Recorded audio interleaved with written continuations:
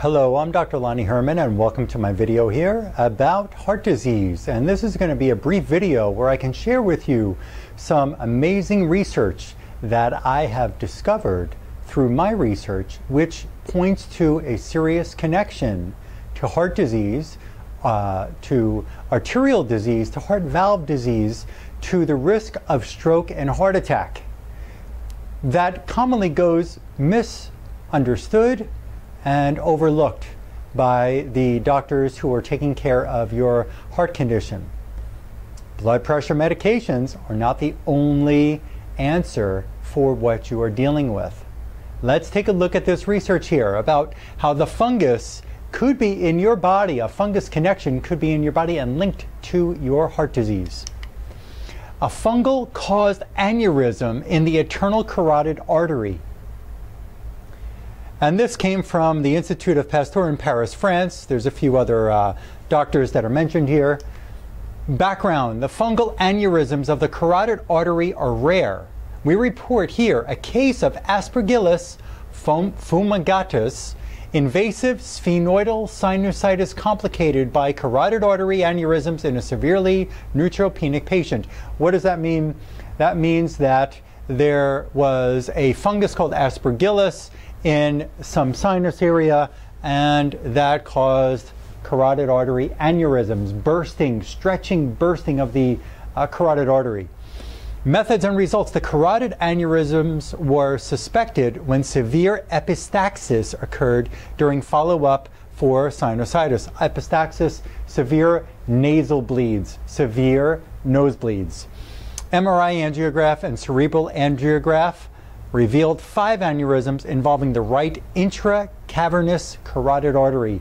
Fungus in the sinus, fungus in the artery caused aneurysm of the carotid. Can that happen in the brain? You better believe it. Can that happen somewhere else in the body, along the abdominal aorta perhaps? Along any other blood vessel that you rely on to allow blood to circulate through your system? Yes. Conclusions: internal carotid arterial involvement is a rare but life-threatening complication of invasive fungal sinusitis.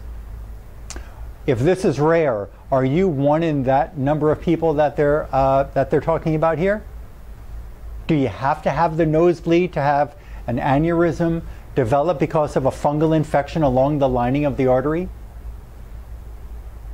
I'll leave that up for you to decide. You really got to understand that there are some different bits of information out there in the world where you can research it right at your fingertips on the World Wide Web.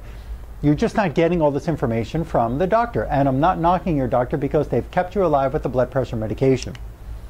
In another video, I'm going to share how hidden dental infections can be a link to your heart disease. And if you look here, here's a picture of a tooth that we had to have removed from one of the patients in my clinic here.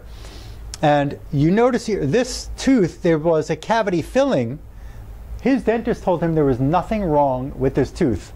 Upon my examination, my dental examination, I do a complete dental exam without dental x-rays, without a dental chair in my clinic. And there's a way with kinesiology skills to be able to tell if a tooth is infected, if the gums are infected, if the jawbone's infected, if the root of the tooth is infected. And what we saw when this tooth was extracted, this whole dark gray area right here was fungus, parasitic, bacterial infections in this person's mouth. And that tooth was draining to different tissues, and one of those tissues was this person's heart.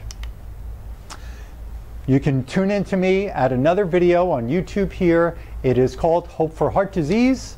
It's a full-length video, and I look forward to seeing you again. There are other brief videos just like this one for you to see. Thank you for letting me come into your home.